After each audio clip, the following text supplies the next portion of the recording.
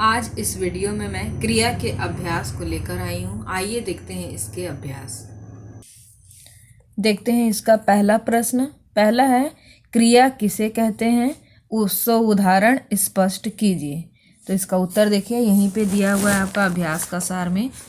जिन शब्दों से काम करने या होने का पता चलता है उन्हें क्रिया कहते हैं। आगे इसमें उदाहरण लिखने बोला है, तो आप लिख सकते हैं पढ़ना, लिखना, खेलना। 2 या 3 उदाहरण आप दे सकते हैं।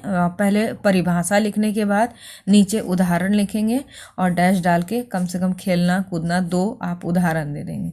अगला है, धातु किसे कहते हैं, धातु का सामान्य रूप कैसे बनता है। तो यहाँ पर फिर अभ्यास का सार से देख सकते हैं, क्रिया का मूल रूप धातु कहलाता है। इसमें पहला का ये उत्तर हुआ। दूसरा का है, धातु का सामान्य रूप कैसे बनता है। तो इसके लिए हम लोग पीछे से देख सकते हैं जो आप पढ़े हैं। इसमें देखिए, धातु के बाद में ना प्रत्यय जोड़ने पर क्रिया का सामान्य रूप बनता है। ये उसमें दूसरे प्रश्न का उत्तर हो गया। आगे देखिए, एक कर्मक तथा द्विकर्मक क्रिया किसे कहते हैं। इसका भी हम लोग पीछे से लिख सकते हैं, या फिर आपको पता ही है कि क्रिया में अगर एक कर्म होता है तो एक कर्मक क्रिया, और अगर 2 कर्म होते हैं तो द्विकर्मक क्रिया। तो आप पहले इसको उदाहरण के साथ अच्छे से लिख लेंगे। एक कर्मक क्रिया, जिन क्रियाओं में एक कर्म हो उन्हें एक कर्मक क्रिया कहते हैं। और आप एक एग्जाम्पल दे दीजिएगा, पूर्वी पत्र पढ़ रही है, या फिर आप खुद से भी उदाहरण दे सकते हैं। और दूसरा है द्विकर्मक क्रिया। तो जैसे यहाँ पे लिखा है एक कर्मक के बाद डैश डाल के परिभाषा, तो आप भी वैसे ही करिएगा। दूसरा है द्विकर्मक क्रिया, जिन क्रियाओं में 2 कर्म हो उन्हें द्विकर्मक क्रिया कहते हैं। और उसके बाद, भावना पुजारी को पैसे देती है। तो ये उदाहरण एक एक दे दीजिएगा आप लोग। आगे देखिए, नाम धातु क्रिया किसे कहते हैं। तो नाम धातु का भी डिफिनेशन अच्छे से लिखने के लिए आप परिभाषा के अनुसार भी दे सकते हैं।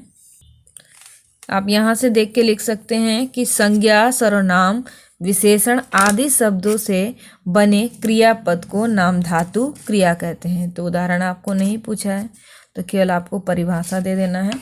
इसके बाद वाला देखिए, लास्ट क्वेश्चन है, सहायक क्रिया किसे कहते हैं। तो जैसा मैंने बताया था पीछे, हेल्पिंग वाला वर्ब जो है आपका वो सहायक क्रिया है। तो उसको लिखेंगे हम लोग, जो मुख्य क्रिया के साथ लगकर उनके अर्थ को स्पष्ट कर देती है उन्हें सहायक क्रिया कहते हैं। वहाँ पर ठीक से एक्सप्लेन करके नहीं बताया हुआ है, इसलिए मैं यहाँ पे लिख दी हूँ ताकि आपको लिखने में आसानी हो। तो आप ये भी लिख सकते हैं, जो मुख्य क्रिया के साथ लगकर उनके अर्थ को स्पष्ट कर देती है उन्हें सहायक क्रिया कहते हैं। ये पहला अभ्यास आप लोगों को कॉपी में करना है। तो सब पहले ग्रामर जैसे किए थे उसी तरह पहले हेडिंग क्रिया डालेंगे और नंबर 1 डाल के निम्नलिखित प्रश्नों के उत्तर दीजिए, और उसके बाद ये 5 प्रश्न लिखेंगे।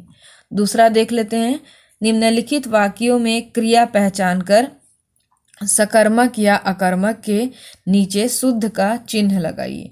तो यहाँ पर देखते हैं, गंगा हिमालय से निकलती है। तो ये आपको पता चल रहा होगा कि ये अकर्मक है, क्योंकि क्या और किसे प्रश्न करना है। तो होगा गंगा कहाँ से निकलती है, गंगा क्या निकलती है, प्रश्न नहीं बनता है। तो यहाँ पर गंगा कहाँ से निकलती है ये बोला जा रहा है, तो ये आपका अकर्मक क्रिया होगा। दूसरा है, सूरज उदय हो गया। फिर यहाँ पर देखिए, सूरज क्या हो गया, ऐसा प्रश्न नहीं होता है। तो यहाँ पर यह भी अकर्मक क्रिया होगा। आगे देखिए, कौआ रोटी लेकर उड़ गया। इसमें प्रश्न बन रहा है कि कौआ क्या लेकर उड़ गया, तो ये सकर्मक क्रिया होगा। कुत्ता जोर से भौंका, कुत्ता क्या भौंका नहीं होगा, तो फिर ये अकर्मक क्रिया। तितली फूलों का रस चूसती है, क्या चूसती है, फूलों का रस चूसती है, मतलब ये भी सकर्मक क्रिया हो गया। इस तरह क्रिया के अभ्यास में नंबर 1 और 2 आज आपके कंप्लीट होते हैं। अब अगले वीडियो में इसके आगे के प्रश्न उत्तर देखेंगे। धन्यवाद।